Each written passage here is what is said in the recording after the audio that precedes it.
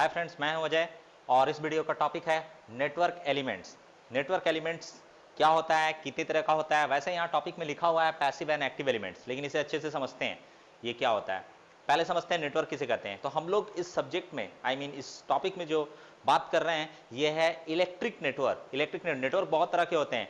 Wireless network भी होता है, वायर्ड नेटवर्क भी होते हैं और भी बहुत सारे नेटवर्क होते हैं। ह्यूमन नेटवर्क होता है, लेकिन हम लोगों का जो टॉपिक है वो है इलेक्ट्रिकल नेटवर्क। इलेक्ट्रिकल नेटवर्क जिसमें इलेक्ट्रिक करंट फ्लो करेगी, यानी इलेक्ट्रिक करंट से रिलेटेड हम लोग इसमें क्या करेंगे, डील करेंगे। तो हम लोग इसे कहते हैं इलेक्ट्रिक नेटवर्क। तो इलेक्ट्रिक नेटवर्क वो नेटवर्क है जिसमें इंटरकनेक्शन होता है किन सब चीजों का, इलेक्ट्रिक एलिमेंट्स का या फिर नेटवर्क एलिमेंट्स का। इलेक्ट्रिक एलिमेंट्स मींस जिसमें इलेक्ट्रिक करंट फ्लो कर सकती है या इलेक्ट्रिक करंट की वजह से वो कुछ वर्क या कोई फंक्शन करता है, तो उसे हम लोग इलेक्ट्रिक एलिमेंट कह सकते हैं। जैसे मैं एक एग्जांपल दिखाता हूं, इसे मैं कहूंगा इलेक्ट्रिक नेटवर्क। डेफिनेटली कह सकता हूं इसे। इसमें एक रेजिस्टेंस R1 है, यहां R2 है, लेट से यहां वोल्टेज सोर्स है V, तो इसे मैं क्या कहूंगा, electric network. Electric network open भी हो सकता है, क्लोज भी हो सकता है। अगर करंट फ्लो कर रही है तो क्लोज है। अगर मैंने इसे यहां ओपन कर दिया, यानी कि अब करंट इसमें फ्लो नहीं कर सकती है, तो इसे हम लोग कहते हैं क्या, ओपन इलेक्ट्रिक नेटवर्क। लेकिन इसमें इलेक्ट्रिक एलिमेंट होना जरूरी है, और वो क्या है, रेजिस्टर, कंडक्टर। कंडक्टर में जैसे कि रेजिस्टर रोक सकता है, कंडक्टर ये वायर्स क्या है, कंडक्टर्स हैं। कैपेसिटर्स, इंडक्टर्स, ये सारे एलिमेंट्स हैं। ये एलिमेंट्स है जिसकी मदद से इलेक्ट्रिक नेटवर्क तैयार किया जाता है। तो हम लोग इलेक्ट्रिक नेटवर्क को समझने से पहले मैं कुछ एलिमेंट्स बताता हूं वो क्या है। तो मैं एलिमेंट्स यहां पर बता रहा हूं, उसे दो कैटेगरी में, मतलब कि मैं उसे डिफाइन कर देता हूं। तो इलेक्ट्रिक एलिमेंट्स दो तरह के होते हैं, पैसिव एंड एक्टिव। तो सबसे पहले मैं आता हूं पैसिव एलिमेंट। पैसिव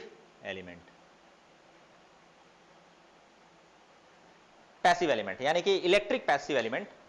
तो पैसिव एलिमेंट क्या है, कौन सा पैसिव एलिमेंट हम लोग यूज करते हैं सबसे ज्यादा। वैसे रजिस्टर सबसे ज्यादा यूज किया जाता है।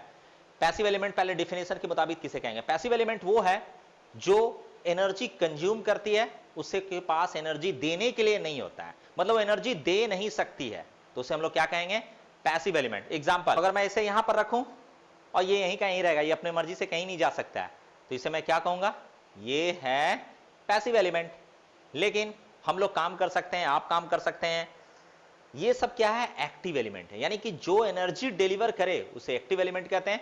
जो एनर्जी कंज्यूम करे काम करने के लिए या फिर कोई काम खुद से ना कर पाए, उसे हम लोग क्या कहेंगे, पैसिव एलिमेंट। तो इलेक्ट्रिक नेटवर्क में पैसिव एलिमेंट हम लोग उसे कहेंगे जो इलेक्ट्रिक एनर्जी कंज्यूम करती है या फिर कोई एनर्जी डिलीवर नहीं करती है, जस्ट फ्लो करती है कुछ करंट का या फिर इलेक्ट्रॉन्स का। तो वैसे एलिमेंट को हम लोग कहेंगे, मतलब हाँ, इलेक्ट्रॉन्स को वो पास होने देती है, करंट फ्लो करवाती है, तो वैसे एलिमेंट को हम लोग पैसिव एलिमेंट बोलते हैं। पैसिव एलिमेंट में कौन कौन सा इंपॉर्टेंट एलिमेंट है, तो सबसे पहले देखते हैं, the first one is resistor. इसका सिंबल क्या है, इसका सिंबल ये है, बहुत अच्छे से आप लोग जानते होंगे, ये सिंबल है। और इसकी कुछ प्रॉपर्टी है, क्या प्रॉपर्टी है मैं बताता हूं। अगर इसमें करंट फ्लो कर रही है I और इसका रेजिस्टेंस वैल्यू कितना है R, तो इसके अक्रॉस का जो वोल्टेज होगा, दिस वन, ये वोल्टेज जो होगी वो V बराबर क्या होगी, I इंटू R। ओके, तो इसको हम लोग बोलते हैं क्या, रेजिस्टर। ये आप लोग जानते हैं, ये ओम्स लॉ है। अब आता हूं मैं नेक्स्ट एलिमेंट में। तो नेक्स्ट एलिमेंट क्या है, नेक्स्ट एलिमेंट भी बहुत इंटरेस्टिंग है और वो है कैपेसिटर। रेजिस्टर को R से डिनोट करते हैं, कैपेसिटर को C से डिनोट करते हैं। रेजिस्टर का जो यूनिट होता है वो है ओम, ठीक है, जनरली ऐसे दिखाते हैं, ऐसे यूनिट ओम। कैपेसिटर का जो सिंबल है वो इस तरह होता है, ठीक है। कैपेसिटर दो पैरेलल प्लेट होती है, इसमें दो पैरेलल प्लेट से भी बनाया जा सकता है और भी तरीके से बनाया जा सकता है। कैपेसिटर बहुत तरह के होते हैं, सिलेंड्रिकल कैपेसिटर होते हैं, स्फेरिकल कैपेसिटर होते हैं, लेकिन हम लोग ज्यादा डील करेंगे कौन सा, पैरेलल कैपेसिटर। और जो सिंबल बनाएंगे वो पैरेलल कैपेसिटर का ही होगा, तो ये पैरेलल कैपेसिटर है। पैरेलल कैपेसिटर भी एक लॉ मतलब कि फॉलो करती है, ठीक जैसे ये ओम्स लॉ फॉलो करती है उसी तरह ये भी एक लॉ फॉलो करती है। क्या फॉलो करती है मैं बताता हूं। डेफिनेटली अगर कैपेसिटर है तो इसके अक्रॉस भी वोल्टेज होगी, तो लेट से इसके अक्रॉस का जो वोल्टेज है वो V है, VC भी लिखा जा सकता है ऐसे, VC। आगे के जो टॉपिक्स होंगे, आगे हम लोग जो डील करेंगे उसमें VC लिखेंगे। ओके, तो मैं यहां पर इसे मैंने इसे V लिख दिया, ठीक है। अब capacitor can store charge. Capacitor क्या रख सकता है? चार्ज रख सकता है। कैसे? जैसे कि ये दो प्लेट है, एक प्लेट ये हुआ, एक प्लेट ये हुआ, राइट। अब अगर मैं इसमें इलेक्ट्रिक फील्ड अप्लाई कर दूं, पॉजिटिव इलेक्ट्रिक फील्ड अप्लाई कर दूं, तो ये पॉजिटिव इलेक्ट्रिक फील्ड यहां से, पॉजिटिव इलेक्ट्रिक फील्ड क्या करेगा? इसके प्लेट को, इलेक्ट्रॉन को, जब पॉजिटिव फील्ड क्या करेगा? नेगेटिव चीजों को क्या करता है? अट्रैक्ट करता है। पॉजिटिव नेगेटिव को अट्रैक्ट करता है, नेगेटिव पॉजिटिव को अट्रैक्ट करता है। तो अगर मैं इसे पॉजिटिव फील्ड से कनेक्ट कर दूं, ठीक है, इसे पॉजिटिव सप्लाई से अगर मैं इसे कनेक्ट कर दूं तो ये पॉजिटिव हो जाएगा, तो इलेक्ट्रिक फील्ड यहां पर बना देगी। तो कनेक्टिविटी अगर बना देंगे तो क्या होगा ये कि जैसे इसको कनेक्ट करेंगे पॉजिटिव, बस इलेक्ट्रॉन जो है इधर से इधर फ्लो करेगी। तो इलेक्ट्रॉन तो ऐसे फ्लो नहीं करती है, इलेक्ट्रॉन मतलब अब यहां ये बीच में क्या है? ये गैप है, तो यहां से इलेक्ट्रॉन फ्लो नहीं कर सकती है। तो कैपेसिटर में कांस्टेंट करंट फ्लो नहीं करती है, लेकिन इसके बीच में क्या डेवलप हो जाता है? इलेक्ट्रिक फील्ड डेवलप हो जाता है। और इलेक्ट्रिक फील्ड डेवलप हो जाने की वजह से हम लोग कह सकते हैं कि कैपेसिटर में क्या स्टोर हो गया है? चार्ज स्टोर हो गया है। क्यों? क्योंकि जब हम लोग इसमें इलेक्ट्रिक फील्ड अप्लाई किए, जैसे ही इसको पॉजिटिव प्लेट से हम लोग कनेक्ट किए, तो इलेक्ट्रॉन्स का जो है क्या हुआ? मूवमेंट हो गया। इलेक्ट्रॉन्स का क्या हुआ? मूवमेंट। तो इलेक्ट्रॉन्स का जब मूवमेंट हो गया, तो जैसे हम लोग किए तो इलेक्ट्रॉन्स जो है यहां से गई और इस प्लेट में आके इकट्ठा हो गई। तो ये प्लेट क्या हो गया? नेगेटिव हो गया, और ये क्या हो गया? पॉजिटिव हो गया। तो कैपेसिटर का हमेशा एक प्लेट पॉजिटिव होता है तो एक प्लेट क्या होता है? नेगेटिव होता है, हमेशा, ऑलवेज। और आगे जाके मैं इसे बताऊंगा कि ये क्या इसके पीछे कॉन्सेप्ट है। तो कैपेसिटर का दो प्लेट है, और इस प्लेट में एक जो है, एक को लेट से पॉजिटिव से कनेक्ट कर दिए, एक को नेगेटिव से कनेक्ट कर दिए, तो हम लोग मानते हैं कि इसके अक्रॉस वोल्टेज कितनी है? V है। तो इसमें जो चार्ज स्टोर हो गया, लेट से इसमें चार्ज स्टोर हो गया Q। याद रखिए, इसमें अगर Q हो गया तो डेफिनेटली इसमें क्या होगा? -Q। अगर एक में अगर प्लस चार्ज अगर स्टोर हो जाता है तो दूसरे प्लेट में क्या स्टोर होगा? नेगेटिव चार्ज स्टोर हो जाती है, ठीक है। तो इसमें क्या स्टोर हो जाएगा? नेगेटिव चार्ज स्टोर हो गया। तो इसका कुछ रूल है। क्या रूल है? तो ये जो चार्ज अमाउंट है, ये जो इसमें चार्ज होगा, कोई एक ही लेंगे, Q मैग्नीट्यूड लेंगे, नॉट साइन। मतलब इसमें +Q हुआ तो इसमें कितना हुआ? -Q। तो इसका क्या लेना है? सिर्फ मैग्नीट्यूड लेना है। तो ये जो Q है ये डायरेक्टली प्रोपोर्शनल होता है किसका? इसके अक्रॉस का वोल्टेज का। यानी कि कैपेसिटर के अक्रॉस जितना वोल्टेज ज्यादा अप्लाई करेंगे उतना ही इसमें क्या आएगा? चार्ज आएगा। जितना वोल्टेज अप्लाई करते जाएंगे उतना ही क्या आएगा? इसमें चार्ज आएगा। ओके, तो ये इसमें चार्ज आ गया। तो इसको हम लोग जानते हैं कि जब भी किसी प्रोपोर्शनलिटी क्वांटिटी को अगर हम लोग बराबर करते हैं, इक्वेट करते हैं, तो कुछ ना कुछ कांस्टेंट टर्म डालते हैं। तो इसमें क्या कांस्टेंट टर्म डाला है? हमने डाला C। तो Q equals to CB। What is C? C is capacitance. C को हम लोग क्या बोलते हैं? कैपेसिटेंस। कैपेसिटेंस ऑफ कैपेसिटर, ठीक है। और इसकी यूनिट क्या होती है? इसकी यूनिट होती है फैराड, ठीक है, फैराड। अगर फैराड होगा, इसका यूनिट क्या होगा? फैराड। तो हम लोग इसमें बहुत सारी चीजें लिख सकते हैं। अगर मैं लिखूंगा 1 माइक्रोफैराड, कितना लिखूंगा? 1 माइक्रोफैराड का मतलब होगा 1 × 10⁻⁻⁶ फैराड। अगर मैं लिखूंगा 1 मिलीफैराड तो 10⁻⁻³ फैराड।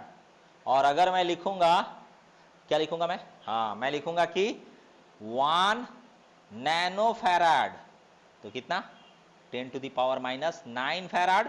और अगर मैं लिखूंगा 1 पिकोफैराड मतलब 10⁻⁻12 फैराड, ठीक है। तो इसे फैराड होता है। फैराडे के रिस्पेक्ट में इसका यूनिट फैराड दिया गया। तो ये फैराड जो है यहां पर हम लोग इसमें लिखते हैं। अब Q इक्वल्स टू CB, लेकिन इस Q इक्वल्स टू CB को अच्छे से याद रखना है। और इसमें थोड़ा सा मैं और आगे बढ़ूंगा। क्या बढ़ूंगा? तो थोड़ा सा मैं यहां समझा रहा हूं कि इसमें क्या है। अगर मैं वोल्टेज वेरी करूंगा तो क्या वेरी करेगा? Q वेरी करेगा। यानी कि वोल्टेज और ये Q चार्ज दोनों क्या है? वेरिएबल क्वांटिटी है। But C is always constant. Just like resistance का R जो है हमेशा क्या रहता है? कांस्टेंट। वोल्टेज बढ़ाने पे करंट बढ़ जाएगी या करंट बढ़ाने पे वोल्टेज बढ़ जाएगी, तो रेजिस्टेंस क्या रहेगा? कांस्टेंट। ठीक उसी तरह वोल्टेज बढ़ाने पे यहां क्या बढ़ जाएगा? चार्ज बढ़ जाएगा। तो ये जो चार्ज बढ़ जाएगा, इसको चार्ज को हम लोग को थोड़ा वेरिएबल क्वांटिटी में आते हैं, क्योंकि हम लोग को चार्ज तो ज्यादा डील करने वाले नहीं, हम लोग डील करने वाले हैं इसके अक्रॉस का क्या? करेंट। इसके अक्रॉस का करंट। चलिए स्मॉल लेटर में लिखते हैं। Small letter generally variable quantity को स्मॉल में लिखा जाता है और कांस्टेंट क्वांटिटी को किस में लिखा जाता है, कैपिटल लेटर में। ठीक है, तो स्मॉल क्वांटिटी आई क्या है, काफी छोटी मतलब वेरिएबल क्वांटिटी, इसलिए मैंने स्मॉल आई से डिनोट किया। Now Q equals to CV, right. तो C भी है तो V को भी मैं यहाँ छोटा कर देता हूं। क्यों? क्योंकि इसे मैं वेरिएबल क्वांटिटी मानने वाला हूं, क्योंकि वोल्टेज वेरी करूंगा तो Q का वैल्यू भी वेरी करेगा। अब मैं आ जाता हूं यहां पर। ठीक है, तो मैं यहाँ क्या लिखने वाला हूं, यहां मैं लिखने वाला ये हूं कि ये Q इक्वल्स टू CV। तो अगर टाइम के साथ मैंने वोल्टेज वेरी किया तो चार्ज क्या हो जाएगा, वेरी कर जाएगा। तो लेट से डिफरेंशिएट कर देते हैं इसे, एकदम इंजीनियरिंग मैथमेटिक्स का differentiating with respect to differentiating with respect to time, differentiating with respect to t के रिस्पेक्ट में हम लोग इसको डिफरेंशिएट कर देते हैं। तो q को करेंगे तो dq by dt, और c तो कांस्टेंट है, कांस्टेंट का डिफरेंशिएशन नहीं होता, बहुत अच्छे से आप लोगों को मालूम होगा, नो डाउट एट ऑल। तो v का डिफरेंशिएशन क्या होगा, dv by dt। v का डिफरेंशिएशन क्या होगा, dv by dt। सो यहां पर ये वाली quantity dq by dt, what is dq by dt, dq by dt is current. Current, the rate of flow of charge is what, current. अगर जान रहे हैं कि यहां 1 कूलम चार्ज थी और 2 सेकंड के बाद वो 1 कूलम हो गई, तो अगर 2 कूलम में 1 कूलम घटा देंगे तो 1 कूलम हो जाएगा। और 1 कूलम का कितना सेकंड में वेरी हो गया, 1 सेकंड, तो 1/1 बराबर व्हाट, 1 एम्पियर करंट फ्लो कर गई, राइट। तो change of rate of change of current, यानी कि किस रेट से करंट क्या कर रही है, सॉरी किस रेट से चार्ज जो है फ्लो कर रही है, उसको हम लोग बोलते हैं क्या, current. That is what, dq by dt, dq by dt is what, current. तो therefore current equals to I equals to C into dv by dt। यानी अगर टाइम के साथ अगर हम लोग वोल्टेज वेरी करेंगे, क्या वेरी करेंगे, वोल्टेज, अगर कैपेसिटर के अक्रॉस टाइम के साथ वोल्टेज को बढ़ाया जाए घटाया जाए तो करंट फ्लो करेगा। लेकिन अगर वोल्टेज कांस्टेंट है, वोल्टेज क्या है, constant, just like DC voltage. अगर मैं डीसी वोल्टेज को कांस्टेंट कर दूं, मतलब मैं करूंगा क्या, डीसी वोल्टेज कांस्टेंट ही है, तो वोल्टेज अगर कांस्टेंट हो जाए तो dv by dt क्या हो जाएगा, जीरो। क्यों? क्योंकि differentiation of constant quantity is what, zero. तो differentiation of constant quantity is zero, तो ये क्वांटिटी क्या हो जाएगी, जीरो हो जाएगी। तो I बराबर क्या हो जाएगा, जीरो।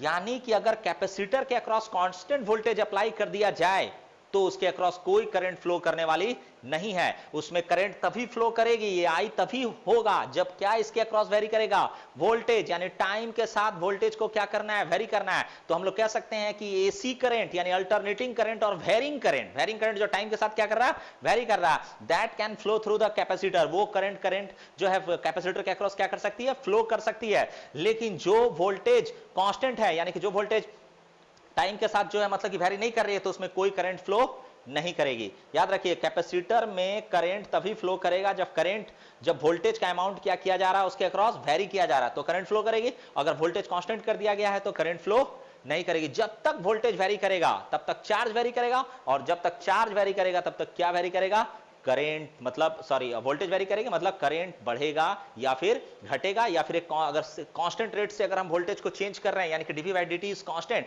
तो I भी कांस्टेंट हो जाएगी, नहीं कांस्टेंट करंट क्या करेगी, फ्लो करेगी। लेकिन थोड़ा सा मैं यहां पर एक छोटा सा चीज ऐड करूंगा, क्योंकि उसका आगे जाके यूज होने वाला है। I किस पे डिपेंड कर रहा है, टाइम पर, है ना। टाइम चेंज हो रहा है तो करंट चेंज हो रही है, तो मैं इसे क्लास कह सकता हूं कि I is the function of what, t, या C equals to dv by dt, right. और ये जो वोल्टेज है, ये वोल्टेज भी टाइम के साथ चेंज हो रहा, तो इसलिए dv by dt, तो टाइम के साथ चेंज हो रहा, तो इसलिए हम लोग यहां क्या लिखा, करंट I ऑफ t। तो ये दोनों बहुत ही major quantity, sorry major element है, किसके लिए, इलेक्ट्रिक नेटवर्क के लिए, resistor and capacitor. Next one is what, next one is inductor. So let's say inductor, ठीक है। इसका जो डिनोट इसको जो डिनोट करते हैं हम लोग, किसे डिनोट करते हैं, एल से, इंडक्टर को। अब इंडक्टर को एल से डिनोट करते हैं, तो अब आते हैं इंडक्टर पे क्या होता है। तो इंडक्टर को सबसे पहले मैं बता दूं बहुत ही आसानी से, अगर कोई एक कंडक्टर ले लिया जाए, कोई भी कंडक्टर, बस मेटल का होना चाहिए, नहीं कंडक्टर होना चाहिए, आई मीन वो कॉपर का हो, आयरन का हो, स्टील का हो, डजंट मैटर, बस उसको स्पाइरल शेप दे देना है ऐसे, ठीक है, इस तरह स्पाइरल, यानी कि हेलिकल पाथ बना देना, ऐसे ऐसे ऐसे ऐसे ऐसे, जस्ट लाइक ये। तो ये क्या बन जाएगा, ये बन जाएगा इंडक्टर। हम लोग जानते हैं कि कोई भी कंडक्टर जब करंट कैरी करती है तो उसके चारों तरफ क्या बनता है, मैग्नेटिक फील्ड बनती है। क्या बनती है, मैग्नेटिक फील्ड। उस मैग्नेटिक फील्ड को इसके थ्रू दिखाया जा सकता है। ये अगर कंडक्टर है तो इसमें पता करना है कि मैग्नेटिक फील्ड का डायरेक्शन क्या है। तो बस सपोज कीजिए करंट इधर फ्लो कर रही है, किधर फ्लो कर रही है, इधर, तो इसको ऐसे पकड़ना है इस तरह, राइट। तो करंट इधर जा रही है, तो ये वाला जो बना ना, ये क्या है, ये है मेरा करंट का डायरेक्शन, ये सॉरी मैग्नेटिक फील्ड का डायरेक्शन, ये ऐसे मैग्नेटिक फील्ड बन रही है। तो डायरेक्शन का तो अभी लेना नहीं है हम लोगों को, लेना देना कुछ ज्यादा नहीं है, लेकिन बहुत इंपॉर्टेंट चीज लेनी है वो ये कि इसके अक्रॉस करंट फ्लो करेगी, यानी कि इसके अक्रॉस नहीं, कंडक्टर के अक्रॉस, कंडक्टर के अक्रॉस जब करंट फ्लो करेगी तो क्या उसमें हो जाएगा, उसमें एक मैग्नेटिक फील्ड बन जाएगी। तो अगर मैं करंट का अमाउंट वेरी कर दूं, क्या करूं, करंट का अमाउंट अगर मैं वेरी करूं तो मैग्नेटिक फील्ड भी वेरी करेगा। ओके, मैग्नेटिक फील्ड भी वेरी करेगा। और Faraday's law of electromagnetic induction क्या बताती है, वो ये बताती है कि अगर किसी कंडक्टर के अक्रॉस मैग्नेटिक फील्ड को चेंज किया जाए, यानी कि मैग्नेटिक फील्ड को चेंज किया जाए, तो मैग्नेटिक फील्ड के साथ एक टर्म्स और होता है, फ्लक्स होता है। फ्लक्स, मैग्नेटिक फ्लक्स, जो फ्लक्स होती है मैग्नेटिक फील्ड और एरिया का जो होता है एक्चुअली प्रोडक्ट होता है। तो फ्लक्स यानी कि अगर मैग्नेटिक करंट फ्लो कर रही है तो मैग्नेटिक फील्ड बन रही है, मैग्नेटिक फील्ड बन रही है, तो अगर कोई सर्कुलर एरिया है या कोई क्लोज्ड एरिया है तो हम लोग कह सकते हैं वहां पर फ्लक्स क्रॉस करेगी, फ्लक्स। तो ये जो फ्लक्स क्रॉस करेगी, यानी कि Faraday's law of electromagnetic induction ये बता रही है कि अगर मान लीजिए एरिया कांस्टेंट है, एरिया कांस्टेंट है, यानी कि मैग्नेटिक फील्ड अगर चेंज होगा, यानी करंट वेरी कर रहा तो क्या वेरी करेगा, मैग्नेटिक फील्ड वेरी करेगी। मैग्नेटिक फील्ड अगर वेरी करेगी तो इसमें क्या इंड्यूस हो जाएगा, इसमें इंड्यूस हो जाएगा ईएमएफ, इंड्यूस्ड, यानी कि इंडक्टर ये हुआ, ये इंडक्टर हो गया, और इसके अक्रॉस का वोल्टेज अगर मैं मान लूं V, ठीक है, V मान लूं, या फिर VL भी माना जाता है, ठीक है, V या VL। अगर VL मान लूं और इसके अक्रॉस कांस्टेंट करंट फ्लो करवा दूं, कितना I, कांस्टेंट करंट, यहां constant voltage very, constant voltage देने से इसमें कोई करंट फ्लो नहीं करती है, यहां वोल्टेज वेरी करना है, और यहां क्या वेरी करना है, करंट वेरी करना है। तो सपोज पहले मैं मानता हूं कि कांस्टेंट करंट दे देता हूं, कांस्टेंट करंट, तो कांस्टेंट करंट देने से क्या होगा, कांस्टेंट मैग्नेटिक फील्ड बनेगा, कांस्टेंट मैग्नेटिक फील्ड बनेगा, कांस्टेंट फ्लक्स बनेगी, फ्लक्स चेंज ही नहीं होगा, तो कोई वोल्टेज इंड्यूस नहीं होगा। यानी कि अगर इंडक्टर के अक्रॉस कांस्टेंट करंट सप्लाई किया जाए तो कोई वोल्टेज बनने वाला नहीं है, यानी कि no voltage will induce across what, inductor, कोई वोल्टेज इंड्यूस नहीं होगा इंडक्टर के अक्रॉस। लेकिन अगर इस करंट को चेंज किया जाए, किसके साथ, टाइम के साथ, तो मैं कह सकता हूं कि इसके अक्रॉस क्या इंड्यूस हो जाएगा, वोल्टेज। कौन बताता है, Faraday's law of electromagnetic induction. तो अगर मैं यहां अप्लाई कर दूं di बाई dt, ये क्या है, di by dt, the rate of change in current, the rate of change in current, यानी कि टाइम के साथ करंट क्या कर रहा, चेंज कर रहा है, और ये रेशियो है, ये क्या है, ratio, the rate of change in current.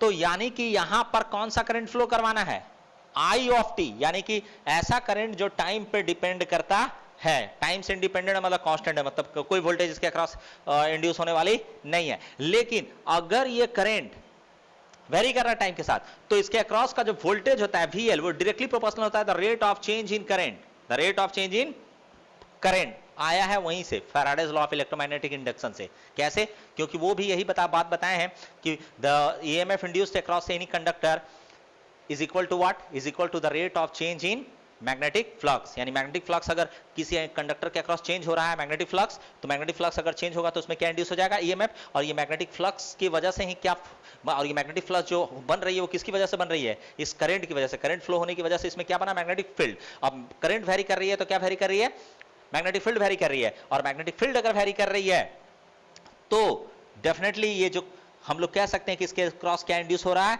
EMF, और ये ईएमएफ डायरेक्टली प्रोपोर्शनल होता है किसका, D I by D T. लेकिन कितना वोल्टेज होगा, सेम करंट। अगर इसमें नंबर ऑफ टर्न्स बढ़ा दिया जाए तो ज्यादा मैग्नेटिक फील्ड बनेगा, तो ज्यादा मैग्नेटिक फील्ड बनेगा तो VL तो ज्यादा होगा, और अगर कम नंबर ऑफ टर्न्स रखा जाए तो करंट तो वही फ्लो करेगा। अगर मैं ज्यादा टर्न्स बना दूं तो भी वही करंट फ्लो करेगा, उसी रेट से टाइम के साथ चेंज होगा, और अगर मैं कम लूप रखूं तो भी वही करंट फ्लो करेगा, लेकिन यहां एरिया कम हो गया।